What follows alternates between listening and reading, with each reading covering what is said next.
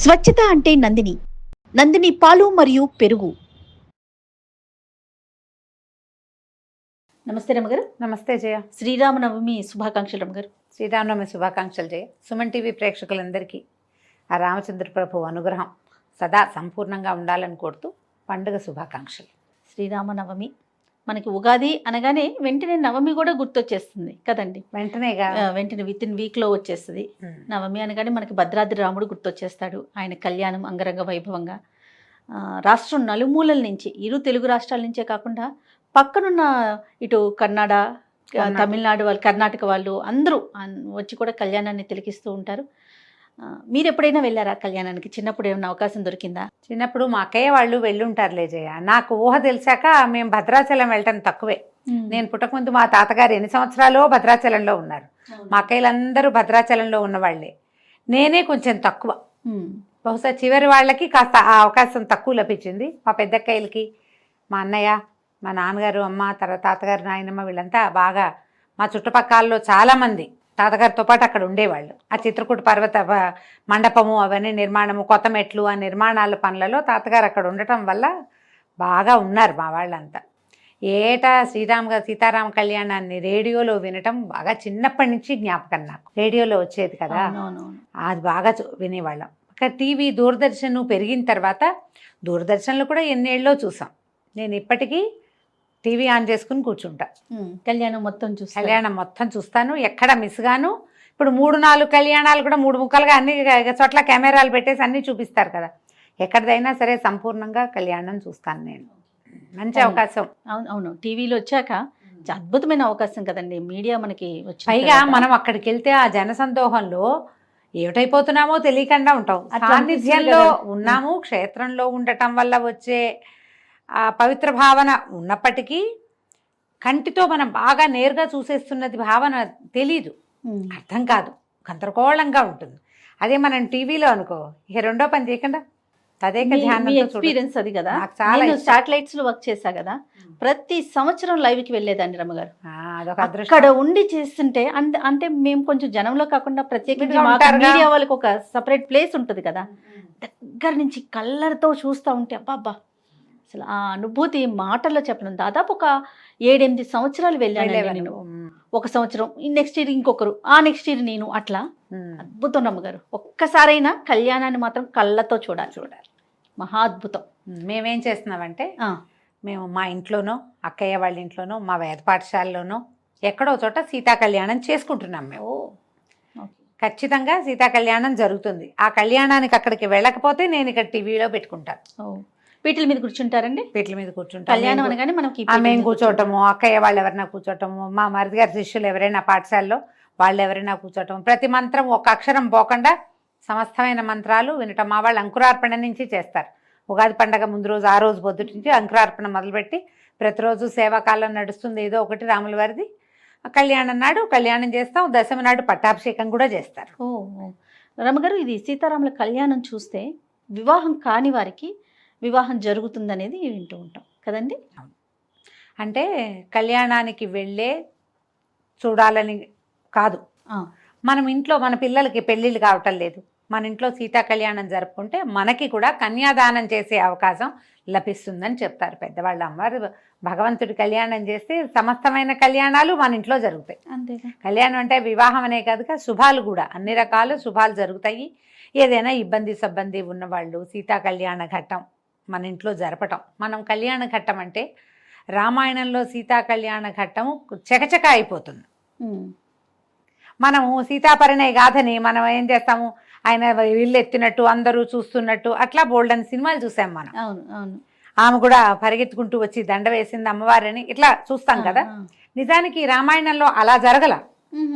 యాగశాలలో ఉన్నారు వీళ్ళు. యాగశాలకి వెళ్ళారు, యాగశాలలో ధనుసు ఎక్కుపెట్టాడు.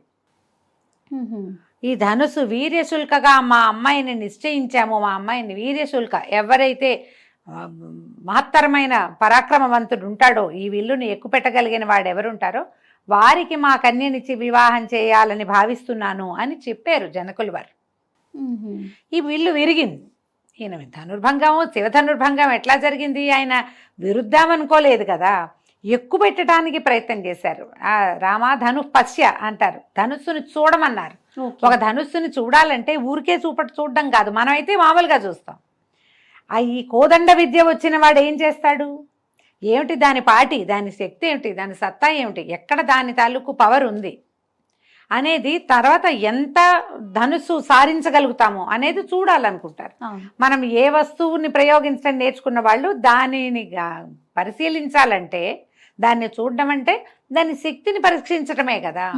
రాముల వారు ఆ ధనుస్సు ఎత్తి ఆ తాడు ఒక చోట కట్టి ఉంటుంది కదా, అల్లె త్రాటిని బిగించబోయారు. మామూలుగా తాడు ఇట్లా కట్టి ఉండదు, ఒకవైపు పెట్టి ఉంటుంది, ధనుక్కోటి అంటారు దాన్ని, ఒక చోట ఉంటుంది దాన్ని. ఆ తీసి కొక్కికి తగిలించాలి, రెండో వైపుకి బిగించాలి ఇట్లా. అవునండి, కొక్కానికైనా తగిలిస్తారు, లేకపోతే దానికేసి ఇట్లా చుడతారు, ఒక బలంగా ఒక గురువు లాంటి దాంట్లోకి వేసి చుడితే అది బిగిస్తుంది అనమాట.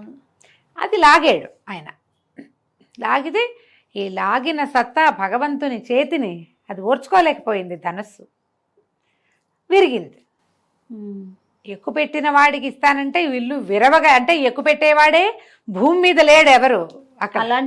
అలాంటిది దాన్ని ఎడం చేత్తో పట్టుకుని కుడి చేత్తో విరవగలిగిన వాడు మహానుభావుడు కదా. అంతేగా. ఈ పిల్లని ఇస్తామన్నారు. అప్పుడు ఈయన ఏం చెప్పారు, రాముల వారు, మా తండ్రి అనుమతి కావాలి వివాహం చేసుకోవటానికి. తండ్రి అనుమతి లేకుండా వివాహం చేసి మీరు మీ కన్యనిచ్చినా నేను పుచ్చుకోను. ఇందుకు కదా రామాయణం చదవాలి మనం. మరి ఖచ్చితంగా నాన్నలు, తాతలు, ముత్తాతలు, పెదనాన్నలు అందరూ ఉండగా పెళ్లి కొడుకులే తమ పేరుతోటి శుభలేఖలు వేసుకునే రోజులు. నేను పలానా అమ్మాయిని పెళ్లి చేసుకుంటానని అబ్బాయిలే పెళ్లిళ్ళు, ఆడపిల్లలు కూడా నా పెళ్లి అబ్బాయితోటి అని కార్డులు వేసుకుంటున్న కాలం ఇది. రామాయణం ఎందుకు చదవాలంటే ఇందుకు చదవాలి. నువ్వు ఈ ధనుస్సు ఎక్కుపెట్టావు, పెట్టడానికి ప్రయత్నం చేసావు, అది విరిగింది. ఈ ధనుస్సును ఎక్కుపెట్టిన వాడికి మా అమ్మాయిని ఇస్తామంటే ఇంకో అబ్బాయి ఏం చేస్తాడు, ఎగిరి గంతేసి అలాగే అంటాడు. ఎదురున్నవాడు జనకుడైనా, తనతో ఉన్నవాడు విశ్వామిత్రుడైనా మా నాన్న ఒప్పుకోవాలని చెప్పారు రాముల వారు. ఇందుకు మనం రామాయణం వినాలి, చదవాలి, సీతా కళ్యాణాన్ని చూడాలి కన్నులారా. చూసి అప్పుడు మనకి కదా మన జీవన సాఫల్యం లభించేది. అప్పుడు దశరథుల వారికి కబురు చేస్తే ఇలాగ వివాహం చేయదలుచుకున్నాం, ఇలా జరిగింది, ఈ ఉత్తరాలు రాశారు. వెంటనే వాళ్ళు కుటుంబంతో సహా వచ్చి వివాహం చేసుకుని అప్పుడు తర్వాత ఇద్దరమ్మ అబ్బాయిలకి కూడా, ఈయనకి లక్ష్మణ స్వామికి ఇంకొక తమ్ముడు కూతుర్ని ఇస్తామని, భరత శత్రుఘ్నులకి ఇంకో ఇద్దరు కుమార్తెలున్నారు, తమ్ముడు శృతధన్వుడు ఆయన కుమార్తెల్ని ఇవ్వడానికి ఇది 4 వివాహాలు ఒక వేదిక మీద చేసి 4 పిల్లల్ని వెంబడి పెట్టుకుని తీసుకెళ్లారు. ఇలా జరిగింది కళ్యాణం. అయితే ఇలా జరిగింది. మనం ఇప్పుడు ఈ సీతా కళ్యాణాన్ని మనమే మన ఇంట్లోనే చేయదలుచుకుని మన సీతాదేవిని మన కూతురుగా భావించి ఆమెని రాముల వారికి కన్యాదానం చేస్తే, అంటే క్రియే చేస్తాం ఇక్కడ. ఆ గోత్రనామాలన్నీ జనకుల వారివి, దశరథుల వారివే చెప్పుకుంటాం. కానీ ఈ క్రియ ఉంది కదా, వివాహ క్రతువు, అది మనం చేయటం వల్ల మనకు కూడా ఈ పిల్లలకి కన్యాదానం చేసే అవకాశం లభిస్తుంది. కుమారులకి వివాహాలు కాకపోయినా, సంతానం కలకపోయినా, ఇంట్లో ఏవైనా రకరకాల సమస్యలు, సమాధానం లభించని కొన్ని ప్రశ్నలు ఉంటూ ఉంటాయి కుటుంబాల్లో. సంసారం కదా ఇది, వాటన్నిటికీ సమాధానం లభిస్తుంది అని చెప్తారు. కాబట్టి అవకాశం ఉన్నవాళ్ళు మన ఇళ్లల్లో చేసుకోవచ్చు. ఎక్కడైనా శ్రీరామనవమి పందిళ్లలో కళ్యాణం జరుగుతుంటే అందులో మంది కూడా ₹1 ఖర్చు పెట్టి ఆ సమయానికి వెళ్ళి దగ్గర కూర్చుని సీతామహాసాధ్వి ఎట్లా రాముల వారిది అయిపోయిందో కంటితోటి చూస్తే మంచిది. ఆ మంత్రం చెవిన పడితే మనకు కూడా శుభం జరుగుతుంది. ఇంట్లో పూజా విధానం ఏ విధంగా చేసుకోవాలి రమ్మగారు? కళ్యాణం చేయలేకపోతాము, నవమి రోజు మనం ఇంట్లో పూజ, రాముల వారి పటం, ఇది మామూలుగా మనకి పట్టాభిషేక ఘట్టం ఉన్న పటాలు కనపడతాయి. సీతారామ లక్ష్మణ శత్రుఘ్నులు 4, తర్వాత ఏమో కొన్ని పటాల్లో వినాయకుడు పరమేశ్వరుడు ఉన్నట్టుగా కూడా కనిపిస్తారు. అదే బ్రహ్మ శివుడు ఇద్దరు ఉన్నట్టు, వినాయకుడు ఉన్నట్టు, తర్వాత ఆంజనేయ స్వామి పాదాలు చెందుతున్నట్టు, సుగ్రీవుడు ఉన్నట్టు, విభీషణుడు ఉన్నట్టు కనపడతాయి. అట్లాంటిది పూర్తి ఘట్టం ఉన్నా మంచిదే. లేదా సీతారామ లక్ష్మణులే ఉన్న పటమైనా సరే, ఏదో ఒక రాముల వారి పటం, భద్రాచల పటం కూడా దొరుకుతుంది కదా మనకి. భద్రాచలంలో అయ్యవారు ఎట్లా సేవింపబడి ఉంటాడు, ఎలా సాయించుంటాడు, ఎట్లా కూర్చుని ఉంటారో అలాంటి పటం ఉన్నా మనకి పర్వాలేదు. ఏదైనా ఒక పటం పెట్టుకోవటం, రాముల వారికి గంధం పుష్పాలతోటి అలంకారం చేసి పటానికి శ్రీరాముడికి సంబంధించిన ఏ స్తోత్రాన్నైనా చదువుకుని కొంచెం పానకము వడపప్పు నివేదన చేసుకోవటం, ఒక కొబ్బరికాయ కొట్టడం, 4 అరటిపళ్ళు పెట్టడం, రాముడికి సంబంధించిన ఏ స్తోత్రమైనా చదువుకోవటం. నా వరకు నేనైతే రామాయణం చదవండి అని చెప్పాలనుకుంటాను జయ. శ్రీమద్ రామాయణాన్ని ఏదో ఒక్క ఘట్టం చదువుకోవచ్చు, సీతాకళ్యాణ ఘట్టమే చదువుకోవచ్చు, చిన్నదే ఘట్టం, పెద్దది కాదు. శ్రీరామ గుణవర్ణనం, అయోధ్యకాండలో మొదటి 2 సర్కలు చదువుకోవచ్చు, ఇవన్నీ మన వల్ల కాదు. సంక్షేప రామాయణం చదువుకోవచ్చు. శ్రీరామనవమి నాడు మీరు సంక్షేప రామాయణం దాదాపుగా 100 శ్లోకాలు ఉంటాయి. మొత్తం రామాయణాన్ని 100 శ్లోకాల్లో చెప్పేశారు. ఓహో. ఈ మొత్తం రామాయణాన్ని ఎవరికి చెప్పారో ఇక్కడ చెప్పాలి విశదంగా మనం. నారదుల వారు వాల్మీకి మహర్షికి బోధించిన రామాయణ గాథ. ఈయన అడిగాడు వాల్మీకి మహాముని, ఎవరున్నారు ఈ ప్రపంచంలో అద్భుతమైన కళ్యాణ గుణాలు కలిగిన వాళ్ళు ఎవరైనా ఉన్నారా?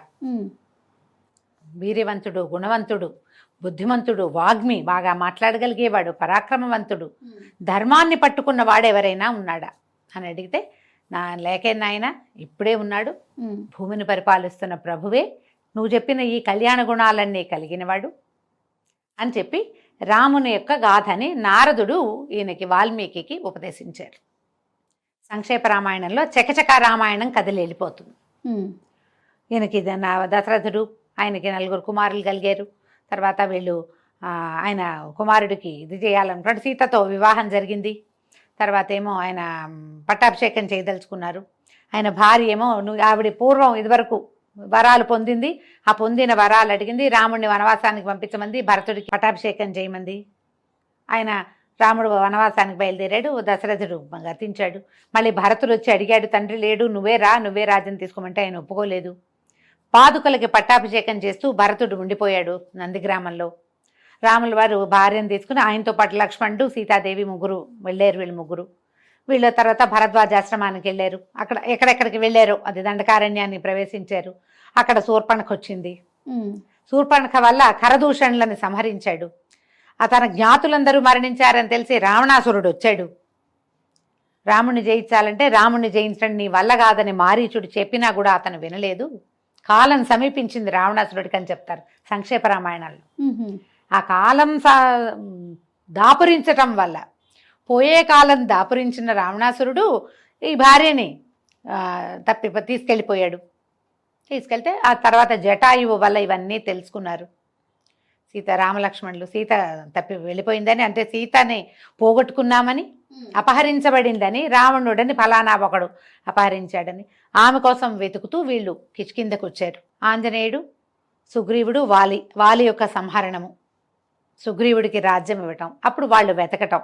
సంపాతి పేరు కూడా వస్తుంది సంక్షేప రామాయణంలో. సంపాతి వల్ల తెలుసుకుని ఈయన ఇది లవణాంబ, ఇదేమంటారు మన సముద్రాన్ని, ఉప్పు సముద్రాన్ని దాటాడు ఆంజనేయుడు అని చెప్తారు. లవణార్ణవం, పుప్లువే లవణార్ణవం అంటారు. ఈ సముద్రాన్ని దాటి వెళ్ళి సీతను చూశాడు. అక్కడ కొంతమందిని సంహరించాడు. సీతాదేవిని లంకని కాల్చి సీతను చూశానని చెప్పాడు. ఇలా వెళ్ళిపోతుంది కళ. గబగబా చెప్పేస్తున్నాను చూడు నేను. తర్వాత అప్పుడు ప్రయత్నం చేసి సముద్రం మీద సేతువు కట్టి రావణుణ్ణి సంహరించారు.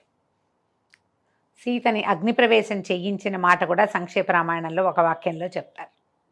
ఆమెను తీసుకుని వెనక్కి వచ్చారు. భరతుణ్ణి చూసి అప్పుడు పట్టాభిషేకం చేసుకున్నారు. ఈ గాథని మనం 100 శ్లోకాలలో రామాయణం చదివినంత ఫలితాన్ని ఇస్తుంది సంక్షేప రామాయణం. ఓహో. పూర్తి రామాయణం వాల్మీకి పాఠం చదవగలిగిన వాళ్ళు నిదానంగా చదువుకుంటూ వెళ్ళొచ్చు. ఎవరితోటైనా పారాయణ చేసుకోవచ్చు. మీరే స్వయంగా ఏదైనా చేసుకోవాలి అంటే సంక్షేప రామాయణం మీకు స్తోత్రనిధి యాప్లో దొరికేస్తుంది. ఆన్లైన్ చాలా సైట్లలో అది కనపడుతుంది. మీ దగ్గర కనుక బాలకాండ, వాల్మీకి రామాయణం తాలూకు బాలకాండ మొదటి భాగమే, ఫస్ట్ ఇది కదా, ఆ బాలకాండ కనుక తీస్తే బాలకాండలోని మొదటి సర్గ సంక్షేప రామాయణమే. మీరు దానికి ముందు వెనక ఏదైనా పారాయణము అనుసంధానం చేసేటప్పుడు ముందు అనుసంధానం చేయవలసినవి, తర్వాత చదవలసినవి శ్లోకాలు ఉంటాయి. అవి చదవగలిగితే మంచిది. అవి ఏవి చదవలేకపోయినా మీరు సంక్షేప రామాయణం రాముల వారిని చదువుకుని శ్రీరామచంద్ర మహాప్రభువుకి జై అనుకోవటం, రామాయణాన్ని చదువుకోవటం. చక్కగా ఇంట్లో వినపడేలాగా చదవండి. గ్రహ బాధలు తగ్గుతాయి. ఏదైనా భూత ప్రేత పిశాచాది బాధలు ఉంటే అవి తగ్గుతాయి. ఎవరిదైనా దృష్టి దోషం ఉంటే అది పోతుంది. మీకే చాలా రకాల మెంటల్ ప్రెషర్స్, టెన్షన్స్ ఉన్నాయి, అవి తీరిపోతాయి. అద్భుతంగా పనిచేస్తుంది సంక్షేప రామాయణం. మిమ్మల్ని మనుషులుగా నిలబెట్టగలదు. అంతే కదా, రాముడు కావాల్సింది కదా, మా అద్భుతమైన పరిపూర్ణ మానవుడుగా నిలబడ్డాడు. రామాయణం అంటే అదే, అంతకంటే ఏం లేదు. ఆయన భగవంతుడుగా చెప్పబడలేదు, భగవంతుడిగా ప్రవర్తించలేదు. పరిపూర్ణ మానవావతారం. ఆయన ఎట్లా మనుషులు ఉండాలో చేసి చూపించాడు. ఆ గాథని మనం సంక్షేపంగా కనుక చదవగలిగితే అద్భుతమైన ఫలితం లభిస్తుంది. మొత్తం దేశమంతా శ్రీరామనవమి, రాముల వారి పుట్టినరోజు వేడుకలు జరుపుకుంటే మనం పెళ్లి వేడుకలు కూడా జరుపుకుంటాం తెలుగు వాళ్ళం. మన పద్ధతి. వివాహం కూడా చేసుకుంటాం, రాముల వారి కళ్యాణం జరిపిస్తాం. చూడు, మందంటే వివాహం, స్వామివారిది భగవంతుడి కళ్యాణం కదండి. ఈ భగవంతుడి కళ్యాణం ఎక్కడ జరిగినా వెళ్ళండి, నమస్కారం చేసుకోండి. కళ్యాణాక్షతలు వస్తే నెత్తి మీద వేసుకోండి, శిరస్సు మీద ధరించడం, తర్వాత కాస్త ఒక పొట్లం కట్టి ఇంట్లో అట్టపెట్టుకోవటం. అట్లా ఏదైనా మనం శ్రద్ధతో భక్తితోటి చేసుకుంటే శ్రీరామనవమి చక్కగా సుసంపన్నం అవుతుంది. మేము ఈ అవకాశాన్ని బట్టి ఏదైనా చదువుకోండి. వినడానికి అవకాశం ఉన్న సంక్షేప రామాయణం వీడియోలు కూడా అక్కడక్కడ కనపడుతున్నాయి, ఆన్లైన్లో మనకు కనిపిస్తున్నాయి, ఇంటర్నెట్లో. అలాంటిదైనా ట్రై చేయండి. తప్పకుండా రమ్మగారు. నమస్తే. నమస్తే.